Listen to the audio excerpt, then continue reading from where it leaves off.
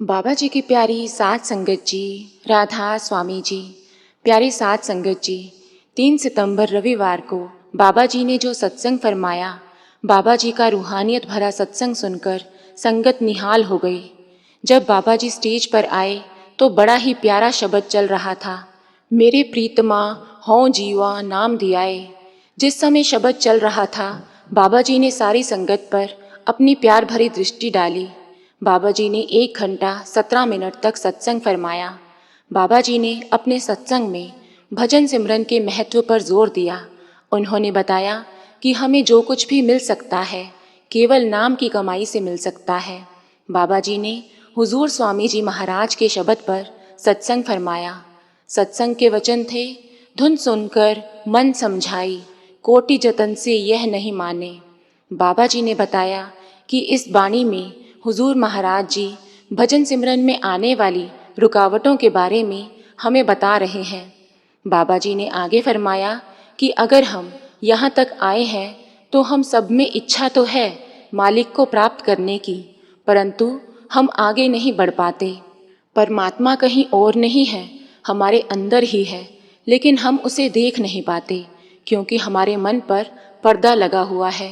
अगर हमें मुक्ति चाहिए तो हमें बाहरी साधनों को छोड़कर अपना ध्यान अंतर्मुख करना होगा और हमें खुद को शब्द सिमरन के साथ जोड़ना होगा।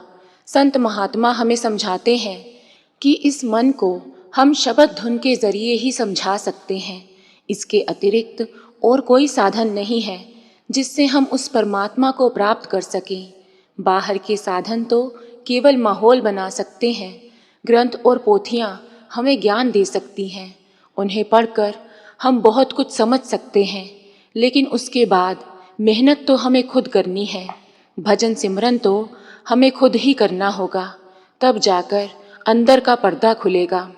ग्रंथों और पोथियों को पढ़कर हमें ज्ञान तो मिल जाता है, परंतु यदि हम उस ज्ञान पर अमल नहीं करेंगे, उसे समझकर अपने जीवन में उपयोग नहीं करेंगे, तब तक हमें मुक्ति नहीं मिलेगी।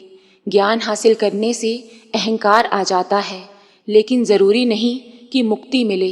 बाबा जी ने रावण का उदाहरण देते हुए बताया कि जैसे रावण एक महापंडित था जिसके 10 सर हुआ करते थे, मतलब ये कि उसके पास इतना ज्ञान था जितना कि 10 लोगों के पास होता है, परंतु इतना ज्ञान होने के बावजूद वो अपने मन पर काबू ना पा सका और केवल मन की वजह से बर्बादी की तरफ चला गया। फिर अगली तुक पड़ी गई, जोगी जुगत कमावे अपनी, ज्ञानी ज्ञान कराए। बाबा जी ने समझाया कि अगर कोई भगवे कपड़े पहन लेता है तो इसका मतलब ये नहीं कि वो योगी है, और ना ही ज्ञान हासिल करने से कोई योगी बन जाता है। बाबा जी फरमाते हैं, जोग न भगवी कपड़े, जोग न मैला भेष, घर बैठे या जुगत पाइए, सतगुरु का उपदेश। ऐसा नहीं है कि कोई भगवे कपड़े पहन ले या मैला वेश धारण कर ले तो परमात्मा को प्राप्त कर सकता है, या फिर इस संसार से अलग होकर जंगलों पहाड़ों में चला जाए तो वहाँ जाकर परमात्मा को प्राप्त कर सकता है। बाबा जी फरमाते हैं कि जब तक पूर्ण गुरु द्वारा फरमाई गई युक्ति को नहीं अपना लेते, तब तक हमें मुक्ति नहीं मिल सकती। इसके बाद बाबा जी ने फरमाया कि संसार में बड़े बड़े ग्रंथ मौजूद हैं, परंतु जब तक हम अपने आप को एक पूर्ण गुरु जो धुन का भेदी हो, ऐसे गुरु के साथ नहीं जोड़ेंगे, तब तक हमारा काम नहीं बनेगा। हमारे शरीर में 9 द्वारें हैं जिससे हमारा ध्यान इस संसार के साथ जुड़ता है, लेकिन इस संसार में रहते हुए जब तक हम अपना ध्यान इन 9 द्वारों से हटाकर आँखों के पीछे लगाएंगे, तब जाकर हमारा मन अंतर्मुख होगा, मालिक की भक्ति में लगेगा। फिर अगली तुक पड़ी गई, सूरत शब्द की होए कमाई, तब मन कुछ ठहराई। यहाँ बाबा जी समझाते हैं कि जब हम सतगुरु द्वारा बताई गई युक्ति को अपनाएंगे और शब्द की कमाई में लगेंगे, तब जाकर हमारा मन काबू में आएगा, क्योंकि ये जो मन है ये हमें भजन सिमरन की तरफ जाने नहीं देता। जब भी हम भजन सिमरन पर बैठते हैं, मन अलग अलग जगह भटकाने लगता है। अगर हमारा मन काबू में नहीं है तो इससे बड़ा दुश्मन कोई और नहीं हो सकता लेकिन अगर हम इसी मन को काबू में कर लें तो इससे बड़ा दोस्त और कोई नहीं है। बस मन के अधीन होकर हम बार बार उलझ जाते हैं। हमारा मन जो भी इच्छा व्यक्त करता है हम उसे पूरी करते जाते हैं। अगर इस मन को मारकर हम इससे आगे निकलने की कोशिश करें तो हमें उस परम आनंद की प्राप्ति हो जाएगी। आप जी वाणी का उदाहरण देकर समझाते हैं कि ए मन मैला है किस आँख सुनावा, जन्म जन्म की मन को मल लागी, काला होया स्याहा। इंसान मन के अधीन होकर बस मन के ही पीछे लग जाता है। बाबा जी ने वाणी का उदाहरण देकर समझाया कि मन जीते जग जीत। जिन्होंने मन को जीत लिया है वही परम आनंद को प्राप्त करते हैं। फिर बाबा जी महाराज जी ने बर्तन का उदाहरण देकर समझाया कि जब हम बाजार से एक बर्तन लेकर आते हैं उसकी चमक बहुत अच्छी होती है, और घर में जब उस बर्तन को लाकर उसमें खाना बनाते हैं तो वो काला हो जाता है। उस पर इतनी मैल लग जाती है कि हम उस मैल को भी बर्तन का ही रूप समझने लगते हैं। लेकिन जब उस बर्तन को साफ करते हैं तो वो फिर से चमक उठता है, उसका असली रूप सामने आ जाता है।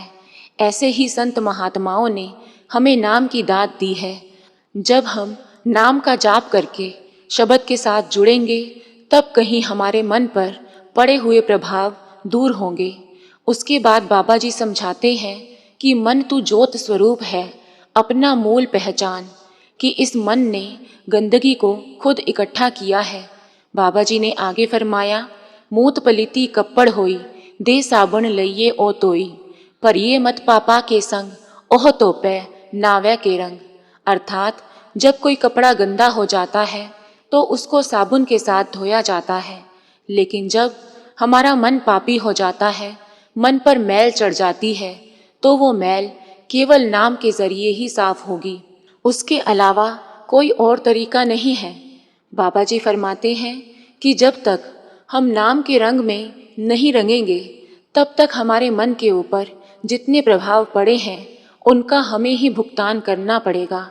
मालिक ने इंसान को विवेक की ताकत दी है और सबसे ऊंची इंसान की योनि मानी गई है केवल विवेक की ताकत के कारण। और यदि हम इस विवेक की ताकत का इस्तेमाल नहीं करते तो हम गलत काम करके अपने कर्म ही बढ़ाते जाते हैं। प्यारी साध संगत जी, इसके बाद बाबा जी ने बुल्ले शाह की एक साखी सुनाई। बाबा जी ने बताया कि बुल्ले के परिवार में शादी थी तो बुल्ले ने मुर्शिद को आने का न्योता दिया। फकीर तबीयत इनायत शाह खुद तो गए नहीं, अपने एक मुरीद को भेज दिया और वो मुरीद फटे पुराने कपड़ों में शादी में पहुंच गया।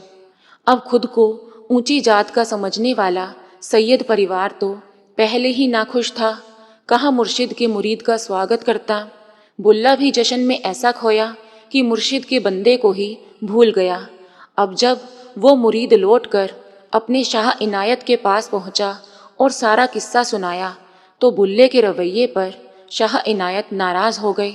उन्होंने ऐलान कर दिया कि बुल्ले का चेहरा नहीं देखूंगा। बुल्ले को अपनी गलती का एहसास हुआ। अपने मुर्शिद को देखने के लिए वो तरस गया। अब मुर्शिद तो मुर्शिद है, क्या करता।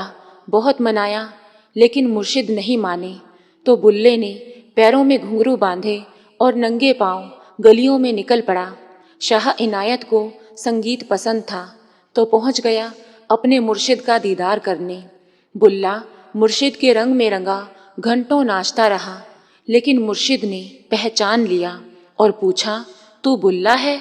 वो पैरों में गिर पड़ा, बोला, बुल्ला नहीं, मैं पुल्ला हूँ।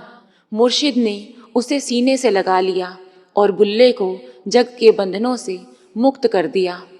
तो प्यारी साध संगत जी, बाबा जी का ये सत्संग सुनकर और बुल्ले शाह की साखी सुनकर संगत की आंखों में आंसू आ गए। उसके बाद बाबा जी ने फरमाया कि अगला सत्संग 10 सितंबर को होगा और जो संगत आना चाहे बड़ी खुशी से आ सकती है। राधा स्वामी जी।